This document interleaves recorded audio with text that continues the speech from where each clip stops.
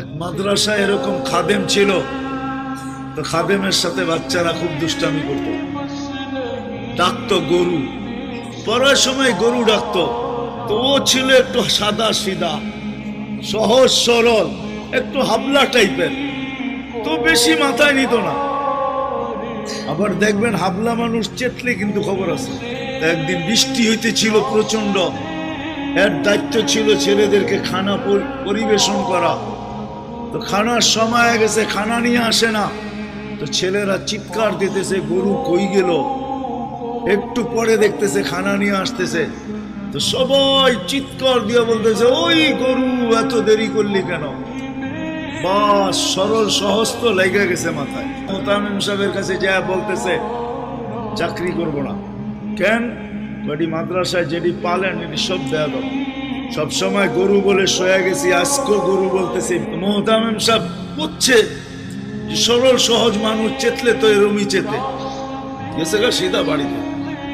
রাত্র ৩টার সময় আসতেছে, আয়সা মোহতামিম সাহেবের দরজায় খটখটাইতেছে, জিজ্ঞাসা করছে কে? হুজুর আসছি। কি জন্য? চাকরি করব। তুমি দিনের বেলা চলে গেলে চাকরি করবে না? এতদিন চাকরি করতেছিলাম শুই না, এখন চাকরি করব দেখা। বলছে এটা আবার কি দেখা চাকরি করবে মানে? আমি স্বপ্নে দেখতেছিলাম কিয়ামত হয়ে গেছে, আমি পুলসিরাতের পাশে যা দাঁড়ায় আছি, পুলসিরাত চুলের মতো চিকন, তলোয়ারের মতো ধার। ভয় পাইতেছিলাম এটার উপরে পা রাখবো তো রাখবো কি করে। একটু পরে চিৎকার শুনলাম, তো দেখলাম মাদ্রাসার ছেলেগুলা সবগুলা হইহুল্লার করতে করতে আসতেছে। ওরা পুলসিরাতের পা দিতে দেরি, এটা সুপার হাইওয়ে হয়ে যেতে দেরি হয় নাই। সবগুলা উঠা পার হইতেছে, একটা পিছন থেকে আমাকে দেখা ফেলছে আর চিৎকার দিয়া বলছে ওই তোরা যাস কই? আমগো গরুটা তো দাঁড়ায় আছে, ওরে নিয়ে যাবি না?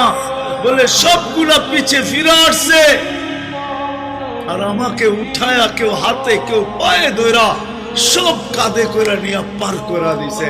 ঘুমের থেকে জায়গা গেছি, এই জন্য চোখে দেখা আমি এখন চাকরি করব।